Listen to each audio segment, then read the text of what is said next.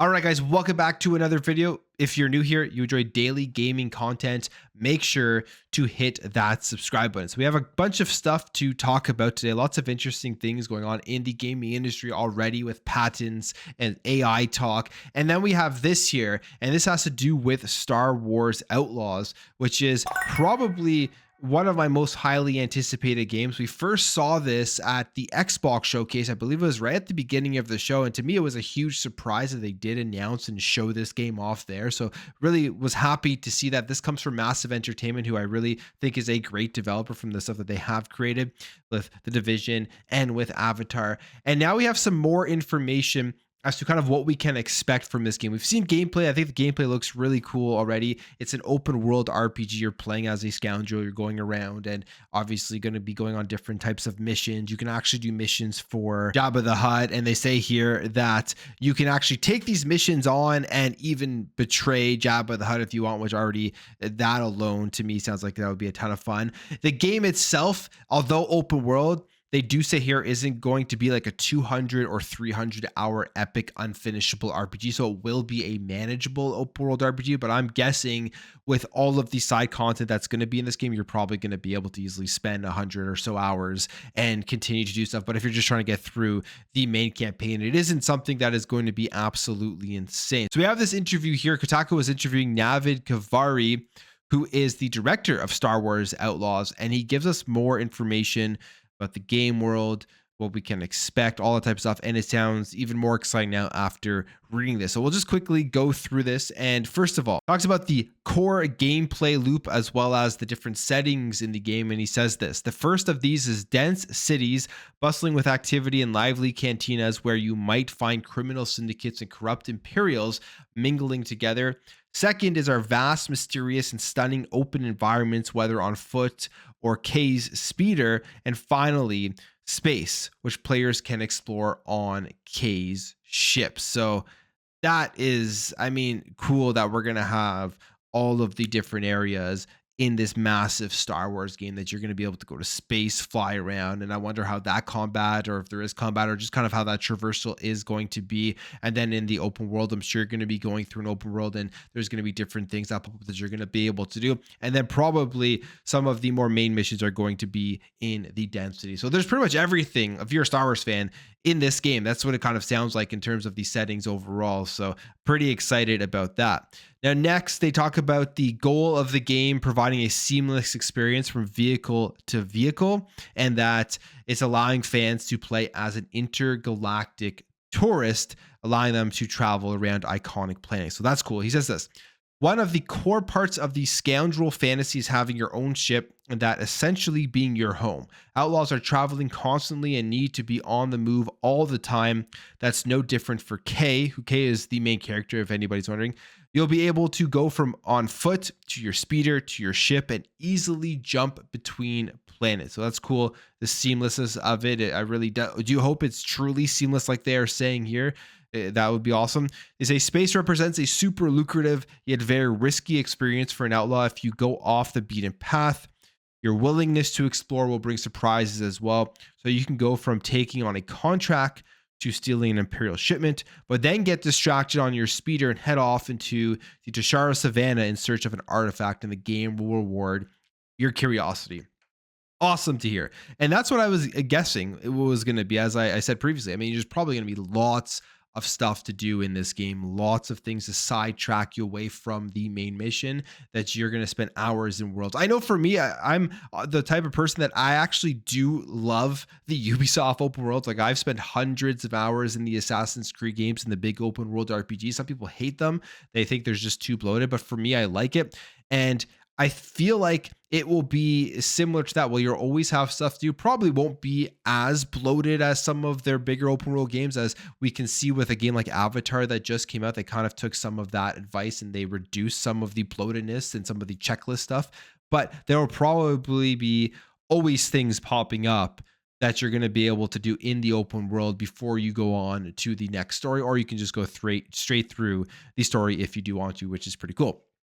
Now, it talks about the main character here, K Vest, and how you will run into other factions and characters that will make life difficult, saying players can use quests with each of these syndicates to manage K's reputation, which will impact the jobs they offer and the impact they'll have on throughout the story. So everything you're doing here, it seems like there's going to be decision making to be made that's going to have a huge effect on the game. It says each player will have a different profile and each of these syndicates based on how they've interacted with them over the course of her journey. So that sounds cool. You're probably going to have a different experience than your friend just based off of the decisions and the stuff you decide to do, who you decide to betray, and all that stuff.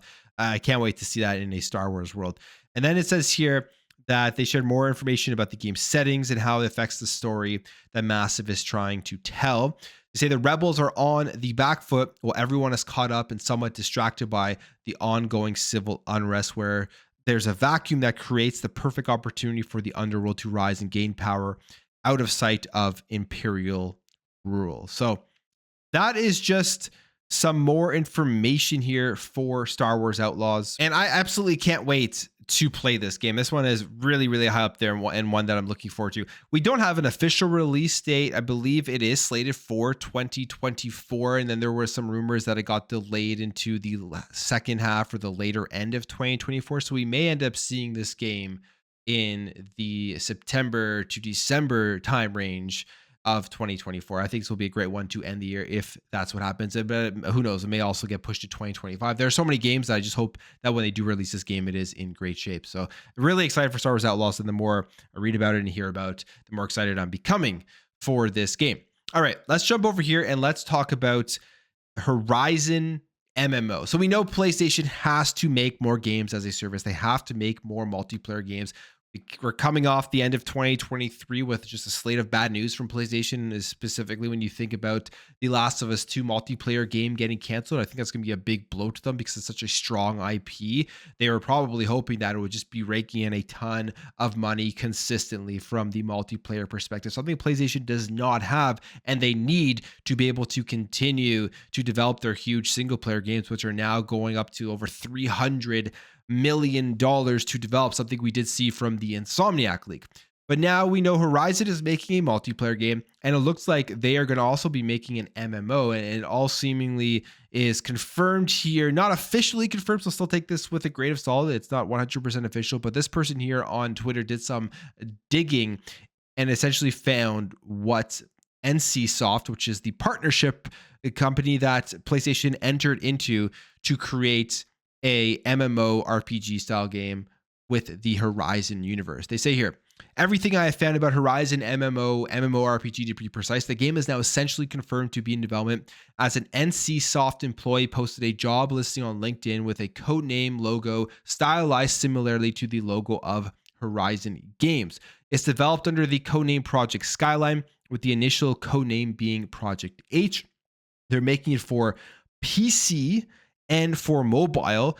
And I know that sounds very surprising, but it isn't, because NCSoft makes these mobile games, makes these MMORPGs. And I truly believe that most of these PlayStation games as a service multiplayer games are going to be multi-platform, so they can just try to rake in as much money as possible from as many people as possible. I think it'd be really stupid to put out an MMO multiplayer and then just lock it only to the PlayStation console itself. I think that would just be an overall bad move. Looks like they're going to be making this in Unreal Engine 5. It says it is expected to launch significantly later than Ion 2, which is the game that they're creating right now, which is anticipated to be released in 2024 or 2025. So this probably isn't coming until like 26, 27. They say the project is developed in Sung Gu Lee's Lineage IP division and is led by Hong Young Chow, who previously was the head of Lineage W development. I'm not sure if I said those names right, but those are the people working on it. And the project started around 2021, according to a former NCSoft employee's resume on LinkedIn and Facebook. And there are around 140 people who are working on the project in September of 2023, the last time I guess that they got an official number, or a number that they found. And this is significant because there are other divisions, there are other announced projects. There's 136 people working on the Lineage M game and 147 on Lineage W. So you should be expecting a game similar in size and scope to those games with the same amount of employees essentially working on it.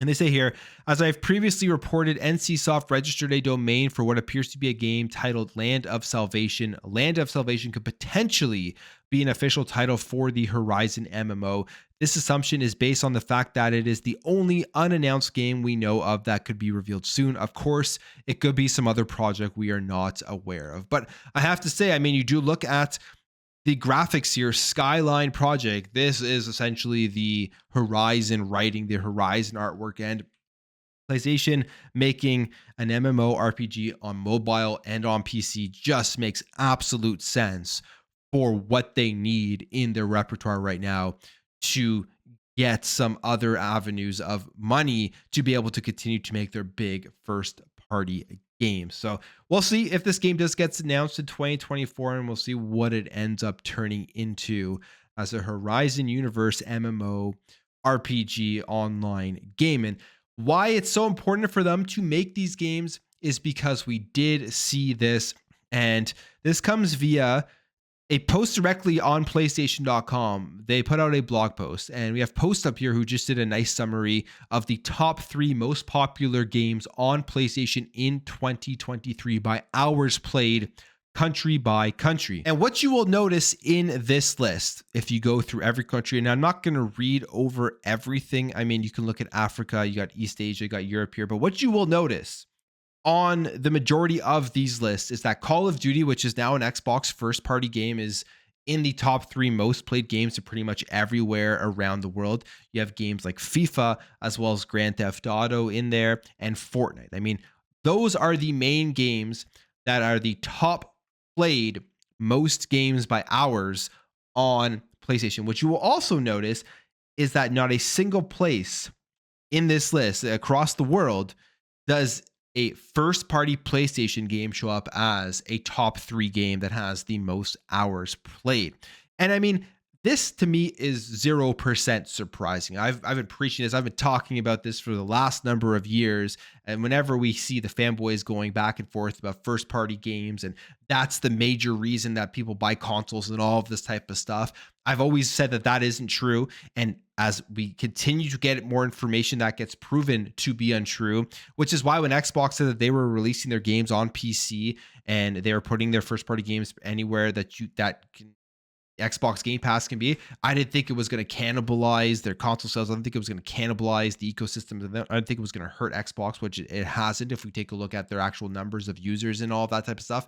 And at the end of the day, first party games just essentially do not sell consoles. People buy consoles to play pretty much everything else, third party games, and they buy consoles because they're cheap. They're easy to get into. That's where their friends are at. That's where their games library is. All of these different reasons are why people buy consoles before the major first party game. And that's the thing with the PS5, which is so crazy with how well PlayStation is doing with their console sales. They have created a brand that people just go to. Essentially, you could say the casuals go to as their first choice to play games. The people who are playing Madden, FIFA, and Call of Duty, and those are the games that they play every year, and that's pretty much all they play. They're going and buying a PlayStation for that. And that is the consumer that is very hard to try to get over to your platform. And I feel like Xbox has recognized that, which is why they went in a completely different direction with their strategy, moving away from console exclusivity, opening up their ecosystem, and then going out and making acquisitions for one of the biggest games, or the biggest game that releases every year, which is Call of Duty, which now it truly doesn't matter where people play Call of Duty. Xbox is going to be making a ton of money off of it, whether they play it on PlayStation or not. And that's why they would never make that game exclusive.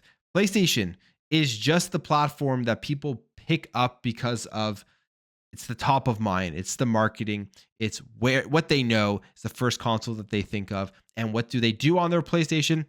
They play these mainstream third-party games like FIFA, Call of Duty, Madden, Fortnite, Apex Legends, and they're not going out there and they're not playing the first-party PlayStation games. And that's something that every time we see these statistics, it continuously gets proven, and it is why it is an absolute losing strategy right now for PlayStation to continue to double down and locking their first party games to the console if they have nothing else on the side, which is going to be the multiplayer, the games as a service that is going to be available on, I believe, every platform essentially. Maybe not Xbox, but it's going to be PC, mobile. They're probably going to try to get it on the cloud that Xbox, and they're essentially just going to be copying the Xbox strategy. And we will continue to see how this evolves. But again, whenever you hear fanboys talking about first party, first party, first party, that's not the reason why PlayStation sells so well. There are so many other reasons why PlayStations fly off the shelf. And it doesn't have to do with the fact that they have God of War, Last of Us, Spider-Man, all that type of stuff. Those help a little bit, but it's definitely, just even by looking at this, not the main reason why. All right, let's jump over here and let's talk about AI. I think AI is going to continue to be huge going forward in gaming. I think it's going to be one of the things that allows these developers and publishers to continue to make these massive games without driving the costs so high that they're just unsustainable.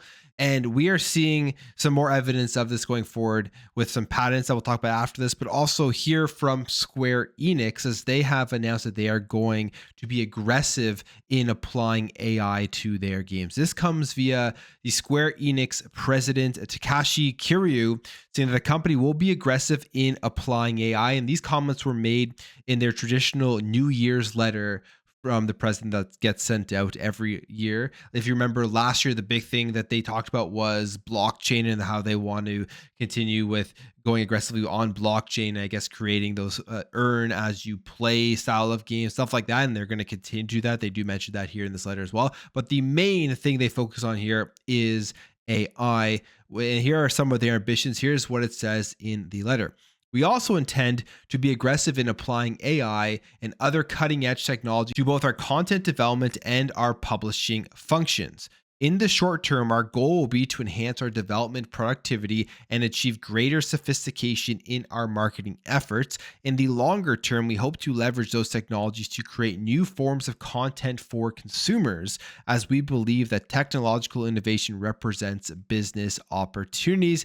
And also they talk about generative AI, stuff that we've already seen with like Chat GPT and how huge that's expanded. We're seeing it's insane now. You really don't know what's real and what isn't with AI for images, AI for voices and music and videos and stuff. It is kind of getting crazy out there. And they say here, I believe that generative AI has the potential not only to reshape what we create, but also to fundamentally change the processes by which we create, including programming. Now, I mean, as of right now, we don't know exactly how Square Enix is going to utilize AI within their games or what they have in the works, but they are just going to be going aggressively into it going forward, and we'll see how that shapes their games. There is one thing we have heard previously from them was Final Fantasy VII Remake's co-director previously discussed how it built an AI tool for character facial animation and lip syncing. So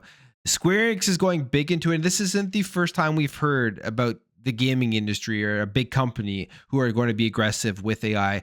Earlier this year, we heard Xbox talk about it. We had the chief financial officer, Tim Stewart, at the Wells Fargo TMT Summit talk about AI, saying this.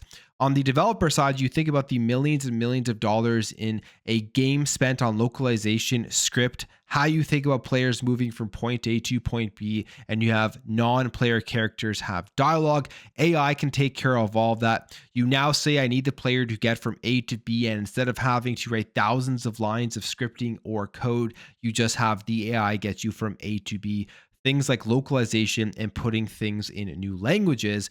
When we think about game testing, 1 million AI bots can run through a level of Minecraft and find where players get stuck, where they spend money, how they think about the level. So this is, pun intended, game changing for the developers. So we had Xbox talking about that. We also heard about Xbox with their multi-year deal with InWorld to build AI dialogue and narrative tools at scale. And that was funny because when that came out, you had influencers, you had a bunch of people, I think, with a lot of their fake outrage and pretending like this was going to be something that would stop them from playing video games. And it's going to be this just big detrimental thing on the industry and bad for the development of games, which I look at it kind of from the other perspective. Maybe that's because I'm not an actual developer that potentially could get affected by the implementation of AI. I mean, I think that is inevitable. There will probably be a certain amount of people that do lose their jobs or do get moved around because of AI, but I feel like that's going to be affecting essentially every single industry where AI is implemented. But on the other side of it, I mean, there are so many things here that will make video games better if AI is implemented in a good way. And what Tim Stewart talked about are those reasons, like being able to run thousands of scripts and being able to make sure that games don't have bugs at a much more efficient and faster rate, being able to have much more living worlds that you're playing in with NPCs and their dialogue options, that you would need to hire way more people than are currently working on games to be able to have NPCs have tons of different stuff that they can talk to you about when you're walking around in the city. But AI will be able to take care of that, which I think will make games just far more immersive. There are so many good things AI can do for video games. And then, I mean, it's all about how it's implemented. The obvious negative thing here is how will this affect gaming? We'll see if there's the same outrage here, though, now that Square Enix is going big into it. And I think we will continue to see more companies diving deeper into AI. And one of those companies has just filed for a patent, and that is EA. So EA is saying here that they have a patent to generate variations of in-game sound effects using AI. It says here, a patent recently published by EA wants to make variations of in-game audio using AI. The devs would just need to produce the base sound effect and let AI handle the output of the many other forms needed for the title. It says the patent is dubbed neural synthesis of sound effects using deep generative models. And basically, they're saying that the audio could sound different to reflect different emotions or intensity of attacks. For example, an in-game battle in an open field will sound vastly different from a battle in a cave. And the AI can consider all of these conditions and automatically create the effects. So, I mean, right there, that's a use of AI that will probably give us more immersion in video games if they don't have to rely on just an insane amount of manpower to make these different sound effects in different parts of the game that, you know, at the same time, they may not want to invest fully in doing that. It may not pay off for them in terms of their ROI when creating these games. But if AI can go in there after the human has actually made the initial sound effect and then come up with all these different variations and apply them in the correct spot in the game, save development time, all that type of stuff, I mean, I think it'll end up with potentially some more immersion with these games. The EA here argues that creating various versions of sound effects can currently exhaust a lot of dev time and resources. So this is obviously why they're so excited about this AI. I mean, I understand at the end of the day, it is the bottom dollar. That's why they're probably so excited about this stuff, because they're going to be able to save resources. They're going to be able to save time. But I am very interested in how this will increase immersion in video games if we can really see AI do its work and give us these different styles of sound effects, dialogue options, all of these things that wouldn't be possible without the technology. And finally, let's talk about this last patent here. This one is not as exciting because, I mean, I think we've kind of seen this previously with things like Snap, and I think PlayStation sort of has something similar to this, but Tencent, they filed a patent to let players watch live streams as they play games, and basically just a picture-in-picture thing. They're calling it a combined system for game live streaming and gameplay, and they talk about adding a screen window of the live stream right into the game to make it easier to follow live tutorials, watch somebody playing a game on stream as they guide you through the game and all of that type of stuff. You can see just kind of the picture here. You have the game, and then you have the live streaming a picture in picture itself, and they talk about being able to move it around and just the overall interactivity of streamers being able to interact with their audience with features like this. So some cool patents are coming out, and we'll continue to see this throughout the entire year in 2024, and we will definitely be talking about them. But I'm going to end the video there, guys. If you did enjoy this video, make sure to hit that thumbs up. If you are new here, hit that subscribe, and I will catch you guys in the next video.